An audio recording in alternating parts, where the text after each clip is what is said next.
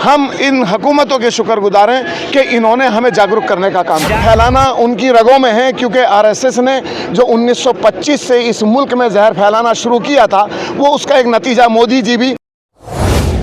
देश की राजनीति एक ऐसे मोड़ पर है कि जहां संविधान की शपथ लेने के बाद संविधान को ईमानदारी से लागू करने के बजाय लोग संविधान की धज्जियां उड़ा रहे हैं। ऐसे लोगों को हुकूमत मिली है, इसलिए ये जो भी कर रहे हैं, जितना भी कर रहे हैं, इनको इसका खामियाजा तो भुगतना पड़ेगा, ज़रूर भुगतना पड़ेगा। जनता जागरूक हो रही है, इस तरह का न्याय अत्याचार तो नहीं होना चाहिए। लेकिन वो जिस तरह से ट्रेन में हमला हुआ, ख़ास तौर पर मुसाफिरों के पर, उसमें कहा गया कि कातिल के तरफ से, चेतन सिंह की तरफ से, कि हिंदुस्तान में रहना होगा तो मोदी योगी कहना होगा, उन्हें वोट देना होगा। तो क्या कहेंगे, किस तरफ देश जा रहा है?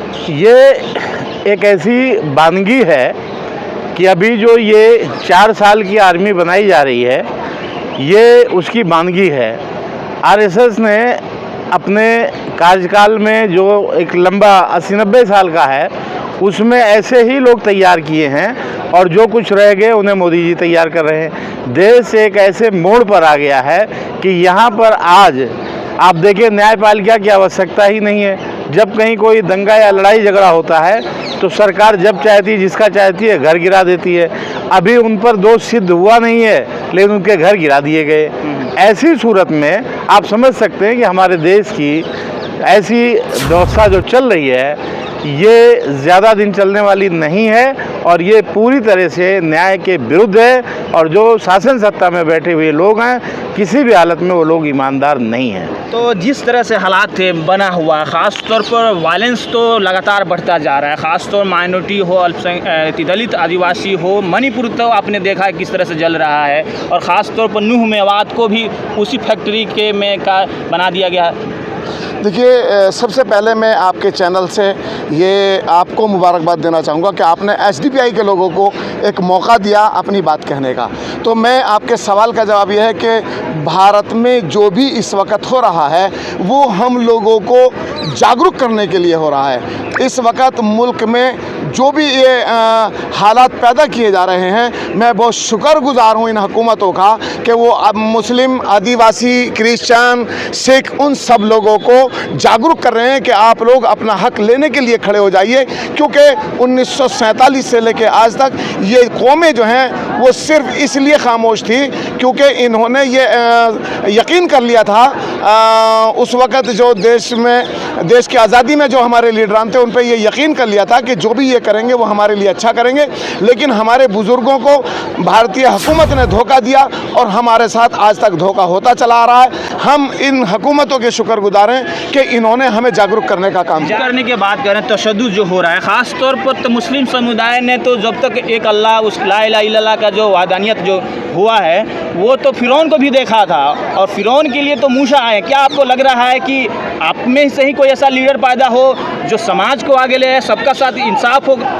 देखिए, मैं आपको ये बता दूं कि हर तूफ़ान के बाद एक सकून होता है और एक हर रात के बाद सुबह होती है। तो ये जितना बड़ा तूफ़ान है एक दिन चला जाएगा और इनको ये जो आज कर रहे हैं इसका जवाब इनको आने वाले कल में देना होगा। लेकिन मोदी जी दूसरे देशों में जाते हैं, ख़ास तौर पर मिडिल ईस्ट, मतलब कि मशरक़ी वस्ता में जाते हैं, तो वहाँ पर बहुत ही गले में गले मिलते हैं। लेकिन यहाँ पर आते हैं तो बदल जाते हैं। वो कहते हैं सबका साथ सबका विकास, एक हाथ में कुरान। तो ये डबल स्टैंडर्ड पॉलिसी क्यों?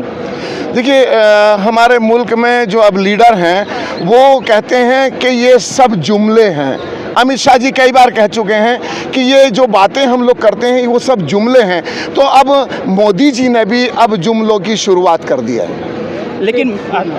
लेकिन ये बताइए, लेकिन गले मिलना, मैं आपसे गले मिल रहा हूँ, लेकिन दिल से न मिलना, तो वो तो बेखूफ़ी हुआ ना, इस तरह से धोखा देना हुआ। जी जी। तो क्या कहेंगे कि ऐसे नेताओं को जो संविधान को भी धोखा देते हैं और अपने दिल और रूह को भी धोखा देते हैं, जो समाज में इस तरह से नफ़रत फैलाते हैं? देखिए, नफ़रत फैलाना उनकी रगों में है, क्योंकि आरएसएस ने जो 1925 से इस मुल्क में जहर फैलाना शुरू किया था, वो उसका एक नतीजा मोदी जी भी उसी का एक रिज़ल्ट है। लेकिन मोदी जी तपस्वी कहते हैं, फ़कीर हैं वो। नहीं, वो फ़कीर नहीं, मैंने कहा ना, वो जुमलेबाजी है, ये जुमले की राजनीति कर रहे हैं, क्योंकि वो 15 लाख के लिए भी अमित शाह जी कहते हैं जुमला है। ऐसे ही मोदी जी भी कोई भी बात आ जाती है तो वो ज़बान से तो नहीं कहते, लेकिन करके दिखा देते कि ये जुमला है। समाज में फ़कीरीपन का बड़ा एक मर्तबा है, लेकिन अपने आप को फ़कीर कहकर समाज में जिस तरह से महंगाई बढ़ता जा रहा है उस शासनकाल में, तो क्या ये इस बात को, इस लफ्ज़ को भी, फ़कीरी लफ्ज़ को भी कलंकित किया जा रहा है? ये असल में भारत की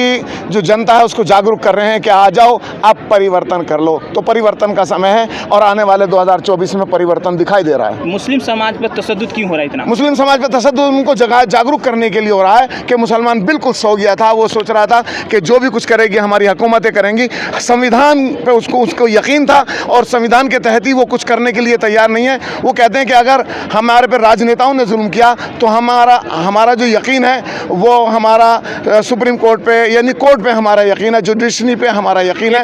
एक लास्ट सवाल, ऊपर वाला अल्लाह कहता है कि तुम गाफिल हो जाओगे, कुरान हदीस को छोड़ दोगे, तुम्हारे ऊपर जालिम बादशाह मुसल्लत कर देंगे। क्या आपको लग रहा है कि मुसलमान इस वक्त एक डोर जो पकड़ना था वो छूट गया, इसलिए मुसल्लत हो गए हैं? बेशक उन्होंने मुसलमानों ने जो है ना अल्लाह की रस्सी को बिल्कुल पीछे धकेल दिया, इसीलिए उनके ऊपर जुल्म की है। शुरुआत है, अभी कुछ भी नहीं है, अभी तो और होगा।